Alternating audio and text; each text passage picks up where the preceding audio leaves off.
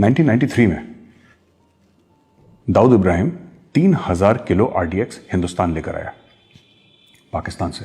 3000 kilo RDX air India building में, stock exchange में, ये सब फटा। उसको ब्लैक फ्राइडे के नाम से भी बोला जाता है। तो ये फटा, वहां पे आरडीएक्स, लोग मरे, बेगुनाह लोगों को मारा, और बेगुनाह लोगों को मारने के बाद ये चला गया वापस अब पाकिस्तान आईएसआई की शय में। 1993 की बात है, आप समझ लीजिए कि मोर देन 25 ईयर्स हो चुके हैं इस चीज को। फिर भी लोग दुबई जाते थे, ऑन रिकॉर्ड है, इनकी रिकॉर्डिंग्स हैं, ये नाच गाना करते हैं, दुबई में जाके दाऊद इब्राहिम का पैसा लेते हैं, दाऊद इब्राहिम की फिल्मों में फंडिंग करवाते हैं। यही लोग जो आज भारत को ये बोल रहे हैं कि भाई भारत में ना इंटॉलरेंस हो गया है, बहुत ज्यादा इंटॉलरेंस हो गया है। जब तुम पैसे लेते हो एक मास मर्डरर से और नाचते हो उसकी पार्टियों में, उसके गुंडों के सामने, उसको और उसके गुंडों को एंटरटेन करते हो नाच गाना करके, पैसे लेके, तब इंडिया इंटॉलरेंट नहीं होता। तब इंडिया में इंटॉलरेंस नहीं होता, राइट? इंडिया में इंटॉलरेंस कब होता है? जब तुम्हारी बात नहीं मानी जाती। एक एलिटिज्म है ना दिमाग में कि भाई we are elite, we are above you, तुम कौन हो?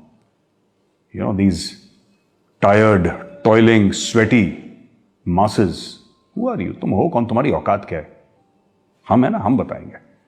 हम जाएंगे दाऊद की पार्टियों में नाचेंगे, हम पैसे भी लेंगे, और फिर अगर तुम ऐसी कोई चीज करोगे जो हमें गंवारा नहीं होगी तो हम फिर तुम्हें इंटॉलरेंट भी बोलेंगे। तो ये सब बातें इनकी हुई। अब आप देखिए, ये बात सच है कि रिपब्लिक टीवी की वजह से बहुत लोगों के पेट में दर्द हो गया। उसमें मीडिया हाउसेस शामिल हैं, उसमें पॉलिटिकल पार्टी शामिल हैं, उसमें दाऊद इब्राहिम और उसका गैंग शामिल है, उसमें बॉलीवुड शामिल है। बॉलीवुड में सबकी बात नहीं कर रहा, some people who are part of that clique, you know, part of that cabal, उन लोगों की बात कर रहा हूं। तो ये लोगों का बहुत सारा मामला हो गया। अब वैभव, बड़ी हमें एक इंपॉर्टेंट बात ये देखनी है कि ऐसे किसका कत्ल करा था अर्नब ने या उसके सीईओ या सीएफओ ने कि इन सब लोगों का 12 से लेकर 18 घंटे आपने इंटरोगेशन करा बैठा के? क्यों? शुरुआत में पता है अर्नब का इंटरोगेशन क्यों हुआ था? क्योंकि उसने टीवी में सोनिया गांधी को सोनिया माइनो या जो भी, एंटोनिया माइनो जो भी उसका नाम था, वो नाम बोल दिया। मतलब अगर कल आपने मुझे गौरव आर्या बोल दिया तो मैं 18 घंटे आपको टांग दूंगा दफ्तर में अपने कि आपने मुझे गौरव आर्या क्यों बोल दिया।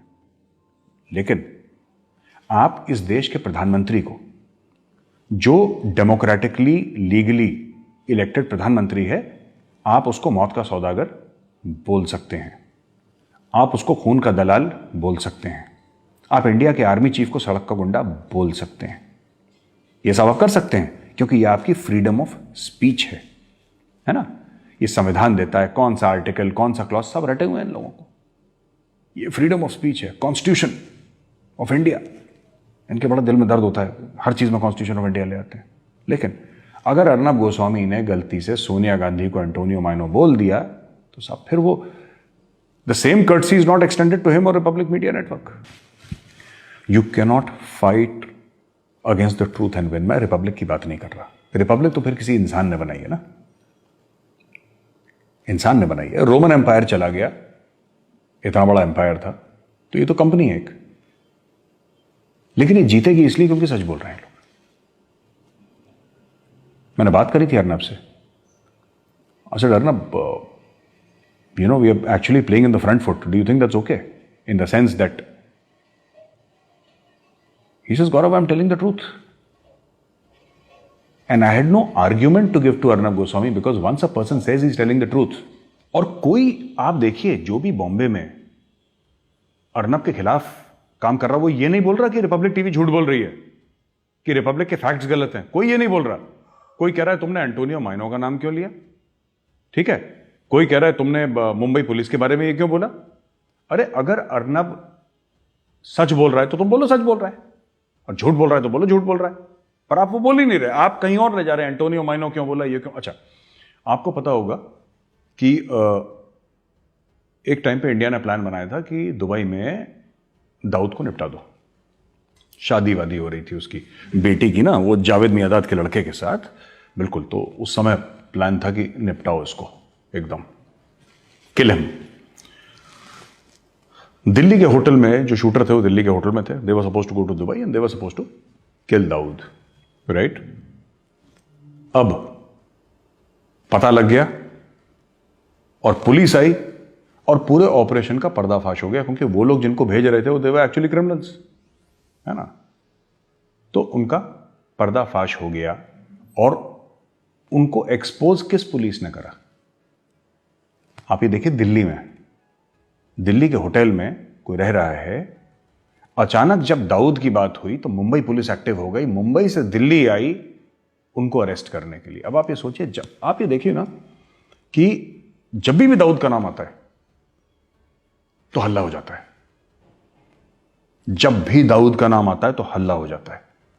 पॉलिटिशियंस, पुलिस, बॉलीवुड सब एक्टिव हो जाते हैं कि भाई का नाम कैसे ले लिया? भाई इनका भाई है वो, तो भाई का नाम कैसे ले लिया? अब अर्नब गोस्वामी और रिपब्लिक टीवी मुंबई में खड़े होकर इनकी छाती में मूंग दल रहे हैं, खुल के दाऊद इब्राहिम का नाम ले रहे हैं.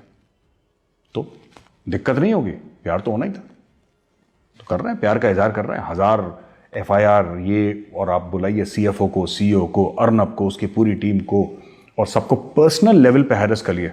एक लड़का था, आई थिंक अनुज नाम था उसका, उसको 5-6 दिन तक जेल में रखा. प्रदीप भंडारी को अंदर कर दिया इन लोगों ने, फिर छोड़ना पड़ा उसको. तो ये सब जो चीजें कर रहे हैं ये लोग, they are doing it for the simple reason that कहीं ना कहीं इनके जो आका हैं पीछे, कहीं ना कहीं इनके जो आका हैं पीछे, उनको बड़ी दिक्कत हो रही है. और उसमें शामिल दाऊद इब्राहिम है.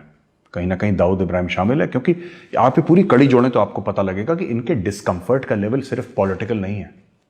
देखिए, दाऊद इब्राहिम ने एक तो काम करा है, कई दिहाइयों से, कई दशकों से कई लोगों के परिवार इंडिया में पाले हैं उसने, जिसमें पॉलिटिशियंस भी शामिल हैं, उसमें पुलिस वाले भी शामिल हैं, उसमें बॉलीवुड भी शामिल है, और बॉलीवुड इंडस्ट्री में फिल्में उसने फाइनेंस करी हैं दाऊद इब्राहिम ने. तो बहुत सारी चीज़ें उसने ऐसी करी हैं, उसके अभी तक जड़ें हैं, काफ़ी कमज़ोर हो गई हैं, लेकिन अभी भी उसकी पावरफुल जड़ें हैं पैसे के तहत. तो करता है, पाकिस्तान में रहता है, ये सब कंट्रोल करता है. तो इसमें कई सारी चीज़ें हैं. क्या इसमें नार्को टेररिज्म की बात हम कर लें? क्या हम इसमें डी कंपनी जो है दाऊद की, उसकी बात कर लें? या फिर एक पूरे कबाल की बात कर लें जो चल रहा है? तो एक तरफ खड़ा है रिपब्लिक मीडिया नेटवर्क, और एक तरफ उससे 1000 गुना बड़ा ये कबाल खड़ा है, जिसमें बॉलीवुड शामिल, जिसमें महाराष्ट्र गवर्नमेंट शामिल, जिसमें मुंबई पुलिस शामिल, जिसमें माफिया शामिल. इसमें हर कोई ऐसे तत्व शामिल जो रिपब्लिक टीवी को दबाना चाह रहे हैं. लेकिन ये लोग एक चीज भूल गए, आंध्र प्रदेश, तमिलनाडु, राजस्थान, दिल्ली, पंजाब, उत्तर प्रदेश, मध्य प्रदेश, सिक्किम, अलग अलग जगह से अगर आप एक आम आदमी से बात करेंगे, एक कॉमन मैन से बात करेंगे, he standing with Republic Media Network. तो वैभव, ये जो ताकत है ना, ये सत्य की ताकत है. और जैसे लोग कहते हैं ना कि सत्य जो है वो परेशान हो सकता है लेकिन पराजित नहीं हो सकता.